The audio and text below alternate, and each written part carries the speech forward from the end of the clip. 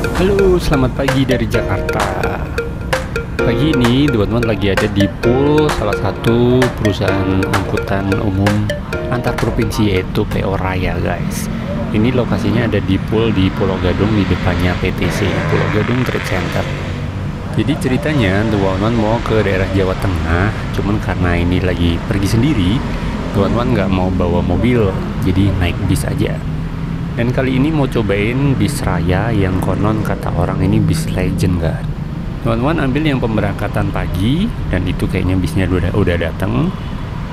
Dapat yang ambil yang tiket yang junior eksekutif, harga tiketnya 250.000 per orang. For your info, untuk kategori kelas ini biasanya kalau di perusahaan-perusahaan bis yang lain itu harganya kisaran di 200 ribuan. Jadi ini tergolong rada mahal sebetulnya. Tapi justru itu yang jadi bikin teman-teman penasaran.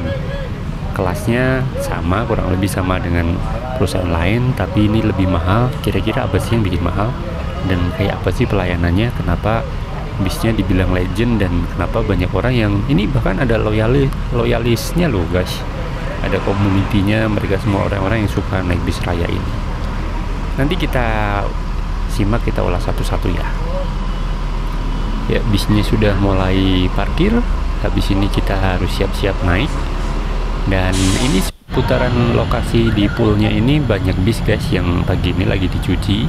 Tapi kebanyakan bis ini biasanya yang pemberangkatan sore guys. Dan ada beberapa tipe kelas yang beda-beda. Singkat cerita, teman-teman udah masuk dan begitu bisnya langsung keluar jalan, langsung dibagiin bungkusan. Ini bungkusan kayaknya sih snack, isinya apa nanti kita lihat ya. Jadi ini baru mulai jalan keluar dari area poolnya dan langsung dibagiin bungkusan. Tuh lihat, di luar seperti biasa kemacetan Jakarta guys. Ini masih hari kerja, teman-teman berangkat di hari Rabu karena hari Kamis besok ada keperluan di luar kota. Hari Jumat semoga bisa sempetin jalan-jalan supaya nanti bisa entah kemana nggak tahu. Jadi tunggu aja. Kemudian hari Sabtu atau hari Minggu teman-teman harus balik ke Jakarta karena hari Seninnya udah kegiatan seperti biasa. Buat kalian yang sedang berada di Jakarta dan terjebak kemacetan, semangat, dan semangat. Harus semangat bekerja karena kerja demi sesuap berlian guys. Sementara bagi teman-teman yang jarang atau belum pernah merasakan macetnya Jakarta pagi hari, ini lihat. Di Jakarta pagi hari itu beberapa jalan dijadiin kontraflow guys. Yang harusnya jadi dua arah, kalau pagi itu bisa diambil jadi kontraflow untuk orang-orang jalan ke arah pusat Jakarta atau pusat keramaian Jakarta. Ini kalau siang ini jadi area dua arah guys, tapi kalau pagi ini jadi kontraflow. Jadi arah yang untuk keluar Jakarta jalannya tinggal satu lajur. Sisanya diambil untuk yang orang-orang yang pada berangkat kerja. Ya, kira-kira gitulah kondisi hidup di Jakarta tiap pagi. Kalian mau di Jakarta bagian manapun, mau bagian Jakarta Timur, Tenggara, Selatan, Barat Daya, kemudian Jakarta Utara, kondisinya sama. Karena apa? Karena emang keramaiannya itu ada di daerah Jakarta Pusat, Jakarta Selatan, Jakarta Timur, Jakarta Utara. Dan kebanyakan memang orang itu berdomisili tinggalnya justru di sekitaran area Jakarta. Di tengah-tengah itu kebanyakan isinya cuma kantor-kantor guys. Jadi ya wajar ya keramaiannya titiknya orang datang ke pusat kota. Kalau sore pulang kantor kebalikan guys, pada pulang semua. Oke, kita buka dulu unboxing, bukan unboxing, lihat dulu nih. Di sini di dalam itu dapat bantal duduk. Ini bantalnya sponsi guys, keras-keras tapi ya padat lah, enak. Kemudian ini walaupun pemberangkatan pagi tapi tetap dapat selimut. Selimutnya sih lumayan enak ya, dia enteng karena bahannya bahan-bahan yang wool gitu, made in China sih, tapi cukup lah untuk orang yang kedinginan. Teman-teman sih nggak pakai ya karena pemberangkatan pagi siang ini nggak terlalu dingin. AC-nya juga bisa dimatiin kok. Sekarang mari kita unboxing isinya. Sebetulnya wajar sih di bis-bis yang lain juga rata-rata dapat snack kok kalau untuk harga-harga 250-an. Nah ini dapat wafer Tengo atau Tenggo ya? Tenggo mah pulang. Kemudian ini kacang panggang, roasted peanuts, kemudian air mineral, kemudian apa lagi ya, dapat tisu basah. Ini udah ada labelnya Raya. Ya lumayan lah, ini cemilan buat di jalan daripada nggak ada cemilan sama sekali, masih oke lah dapet. Kira-kira kalian yang pernah naik bis yang lain dapat snack juga nggak untuk harga kisaran 200 ribuan? Sebenarnya sih kalau di total snack ini ya nggak nyampe 10.000 sih, tapi ya lumayan lah. Ini salah satu fasilitas yang ditawarkan oleh Raya.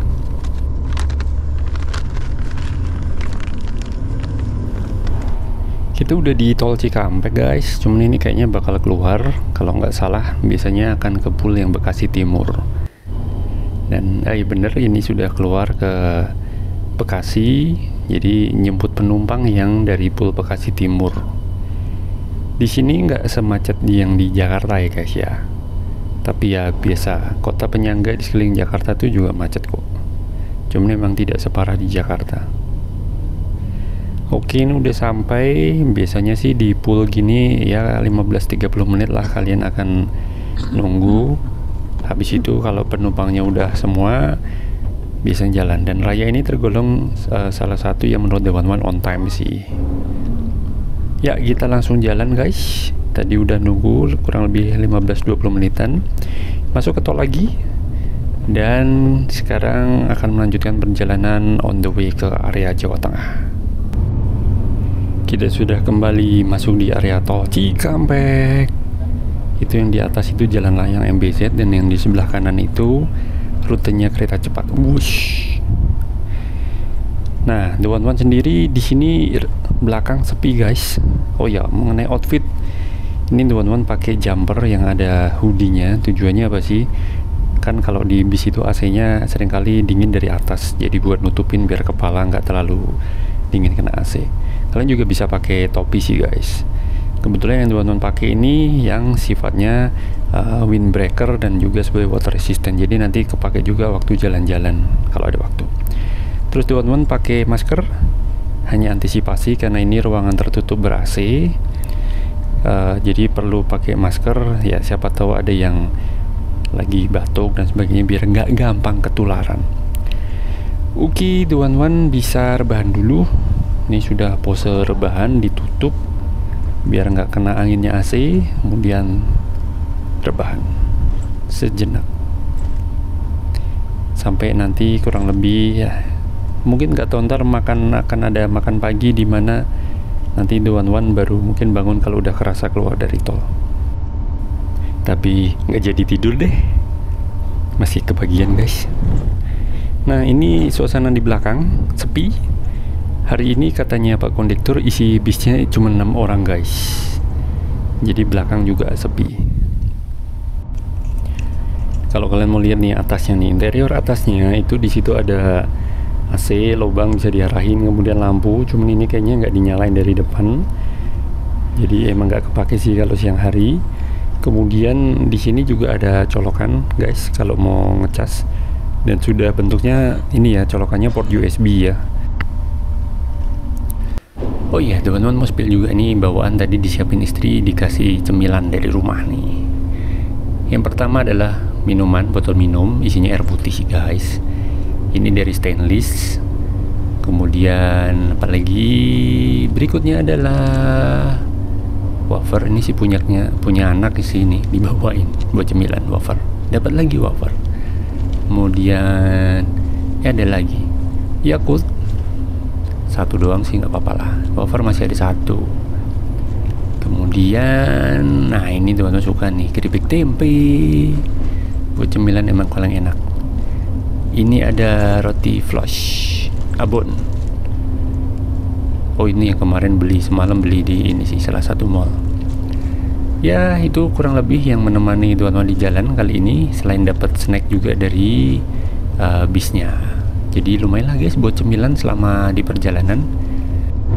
Oh iya, teman-teman penasaran tadi lampu dimatiin dari depan, kira-kira kabel colokan bisa nggak ya?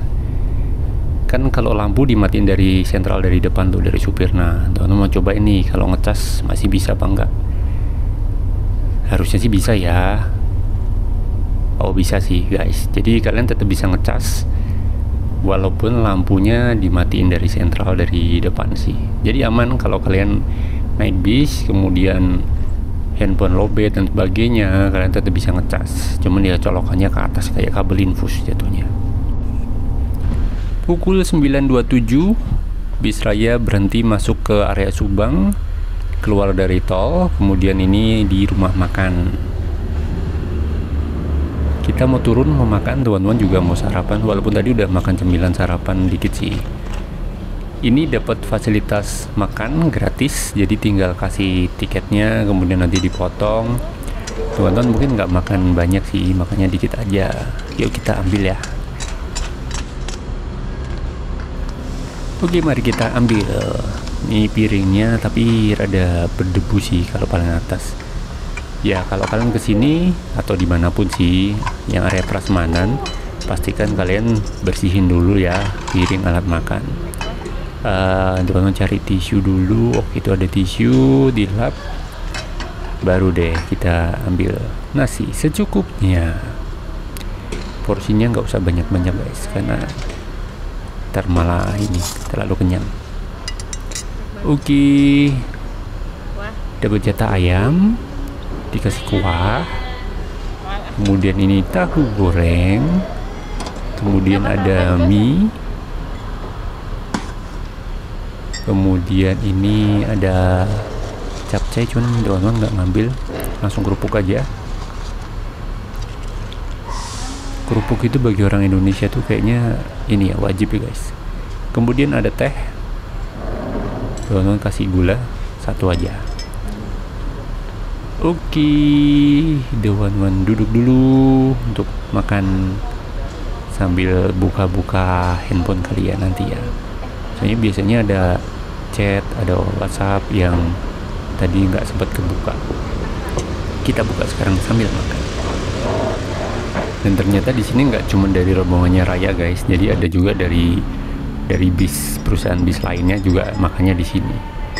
Enak ya kayaknya jadi pengusaha restoran yang agennya partneran sama bis-bis AKAP antar kota, antar provinsi gini ya. Kayaknya cuannya banyak nih. Singkat cerita, selesai makan kita langsung naik bis, bisnya langsung jalan. Oh iya, itu namanya rumah makan Marconi. Thank you rumah makan Marconi, staffnya juga ramah-ramah. Semoga berkah. BTW tadi di rumah makan Marconi kita hanya berhenti kurang lebih 30 menit guys, makan pagi hitungannya, bukannya brunch, karena makannya jam 10 pagi. Dan sekarang ini pukul 10 lewat dikit, kita mau lanjut jalan lagi kembali ke tol, kemudian melanjutkan perjalanan sampai ke area Jawa Tengah. Ini sih sebetulnya nggak terlalu jauh guys dari pintu tol, jadi enak sih, lumayan menghemat waktu ya. Teman-teman juga biasanya suka kalau pas bawa mobil sendiri nyari makan yang deket sama pintu tol sih, jadi kalau mau balik cepet, irit.